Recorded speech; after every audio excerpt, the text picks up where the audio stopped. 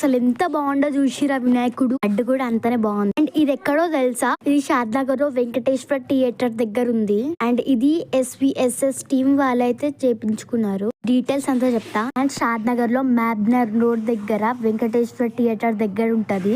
Same మీరు మాత్రం స్వర్ణగిరికి వచ్చిన ఫీలింగ్ అయితే వస్తుంది మీరు ఇటుకి వస్తే. ఇక్కడ మాత్రం దేవుడు నిజంగా స్వర్ణగిరి ఉన్నట్టే వాటర్ లో ఉన్నాడు అనమాట.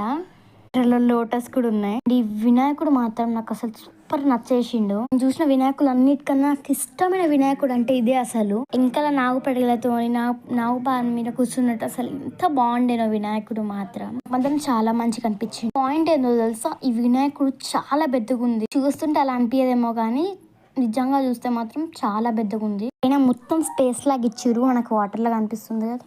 దేవుడు కూడా సేమ్ ఎట్లుంటాడో అట్లనే చూడండి. పైన సేమ్ స్పేస్ లానే ఉంది కదా చెప్పాను. చూడండి ఫస్ట్ ఈ వాటర్ తెచ్చినాక తర్వాత ఇంకా వినాయకుడు ఉన్నాడు.